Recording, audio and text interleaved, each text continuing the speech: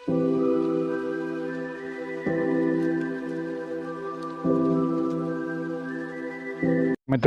હું પંકજ સટલોક ટીવી ગુજરાતમાં આપનું હાર્દિક સ્વાગત કરું છું.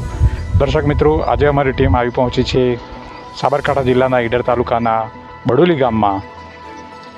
અમે બડોલી ગામમાંથી પસાર થઈ રહ્યા હતા, એવામાં અમને અમુક માણસો નજર પડ્યા છે જેઓ હાથમાં કંઈક પુસ્તક લઈને ફરી રહ્યા છે. તો આવો આપણે એમને મળીએ અને જાણીએ કે તેઓ શું કરી રહ્યા છે. બેન નમસ્કાર. હા, આપ શું કરી રહ્યા છો? આ હાથમાં પુસ્તક શું છે? માલિકનો આદેશ છે, પુસ્તક સેવા કરીએ છીએ. પુસ્તક સેવા કરવા માટે આવે છે. આવો બીજા એક બેનને પૂછીએ. નમસ્કાર બેન. સત્સાઈ. આપ શું કરવા આવ્યા છો અહીંયા બડોલીમાં? આજે અમે પુસ્તક સેવામાં આવે છીએ. કઈ પુસ્તક? જ્ઞાન ગંગા. કોના દ્વારા બહાર પાડવામાં આવી? સંત રામપાલજી મહારાજ દ્વારા પુસ્તક બહાર પાડવામાં આવી છે. આપ પણ શેના માટે આવ્યા છો? આ પુસ્તક સેવા માટે આવે છે. માલિકનો જ્ઞાન ગંગા છે. અને સારામાં સારું જ્ઞાન છે. જીવનમાં આપણને ફેરફાર થાય, બીમારીમાં બીજું ત્રીજું છે. પરમાત્માનું સાચું જ્ઞાન છે ગીતાનું. એના પ્રચાર હેતુ સર આવ્યા છીએ. ધન્યવાદ. સત્સાઈ. દર્શક મિત્રો, સંત રામપાલજી મહારાજના અનુયાયીઓ પુસ્તક સેવા કરી રહ્યા હતા. તો એક સજ્જન પુરુષ છે, એમને પણ એ પુસ્તક લીધી. યોગેશભાઈ. હા, યોગેશભાઈ એમનું નામ છે. તો આપણે યોગેશભાઈને પૂછીએ. નમસ્કાર સર. નમસ્કાર. યોગેશભાઈ સાહેબ, આપ શું વ્યવસાય કરો છો? હું ટીચર છું, હાઈસ્કૂલનો ટીચર. હા, હાઈસ્કૂલની અંદર સાહેબ ટીચર છે. તો સાહેબ, આપે આ પુસ્તક લીધી એના પાછળ શું કારણ છે? બસ એક વાંચવાનો શોખ. કોઈ પુસ્તક મળે તો હું જરા વાંચી દઉં અને મને થોડું જ્ઞાન પણ મળ્યું કે કોઈ કદાચ અનુસંધાનનું હોય તો પણ હું મારા પ્રયોગોમાં એનું ઉમેરું કરીશ. અને પુસ્તક ઘરમાં હોય તો સારું, ભલે વચ્ચે ના વચ્ચે મૂકી રાખેલું હોય તો પુસ્તકની હાજરી ઘરમાં શોભા માંડશે. મેં પુસ્તક લીધું અને વાંચીશ, આનો પૂરો અભ્યાસ કરીશ અને મને લાગ્યું પુસ્તક સારું છે. દર્શક મિત્રો, યોગેશભાઈ પોતે શિક્ષક છે અને જિજ્ઞાસુ છે, જ્ઞાન પીપાસુ છે. એમને જ્ઞાનમાં વૃદ્ધિ કરવા માટે આ પુસ્તક લીધું છે. તો સંત રામપાલજી મહારાજના અનુયાયીઓએ આ પુસ્તક આપને આપી તો કેટલા પૈસા લીધા? 20 રૂપિયા લીધા મારાના. 20 રૂપિયા આપી મને પુસ્તક. તો આપને શું લાગે છે, આની કિંમત 20 રૂપિયા છે કે 20 રૂપિયાથી વધારે છે? ના, વધારે હોય.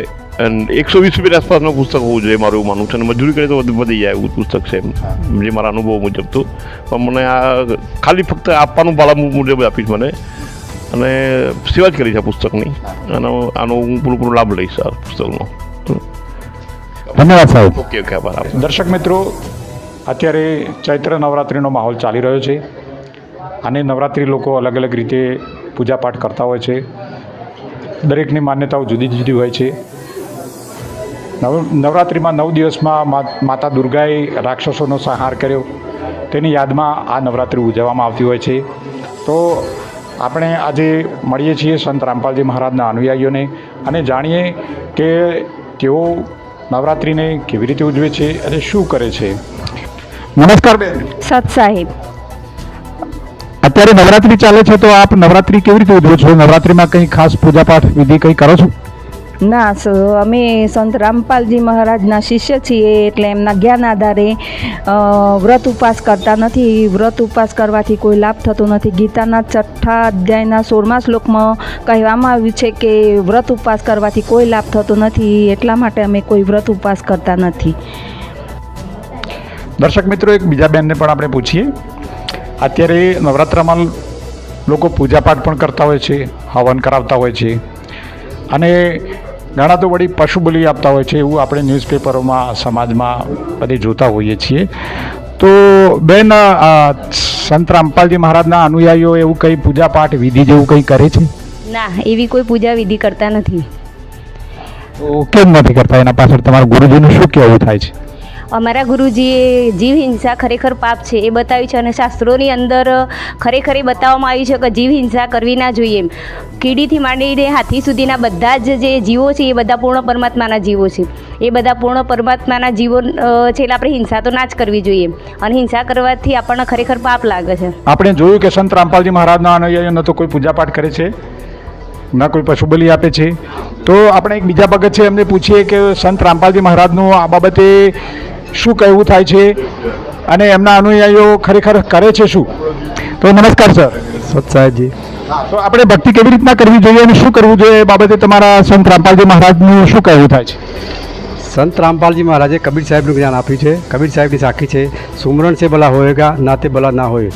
કોઈ પણ ભગવાનની અથવા માતાજીની ભક્તિ કરવી હોય તો એમના મંત્ર જાપ નામ સ્મરણ કરવાથી આપણને એનું ફળ મળે છે. જેમ કે પૂર્ણ મોક્ષ મેળવવા માટે પરમાત્માની ભક્તિ કરવી અને એમના નામનું સ્મરણ કરવું, એનાથી જ આપણો મોક્ષ થાય છે. આવું અમારા ગુરુજી સંત રામપાલજી મહારાજે જણાવ્યું છે. દર્શક મિત્રો, આપણે જોયું સંત રામપાલજી મહારાજના અનુયાયીઓ શાસ્ત્રો આધારિત ભક્તિ કરે છે. સંત રામપાલજી મહારાજ શાસ્ત્ર પ્રમાણિત ભક્તિ આપે છે. આ રીતની નામ સ્મરણની ભક્તિ સદગુરુ સંત રામપાલજી મહારાજ તેમના અનુયાયીઓને આપે છે. દર્શક મિત્રો, વિડીયો જો આપને ગમ્યો હોય તો આપ લાઈક, સબસ્ક્રાઈબ અને શેર કરવાનું ભૂલતા નહીં. દર્શક મિત્રો, વિડીયો જોવા બદલ ધન્યવાદ. सतलोक टीवी गुजरात फेसबुक पेज को लाइक और फॉलो करना न भूलें। अधिक जानकारी के लिए आज ही डाउनलोड कीजिए संत रामपाल जी महाराज एंड्रॉइड ऐप।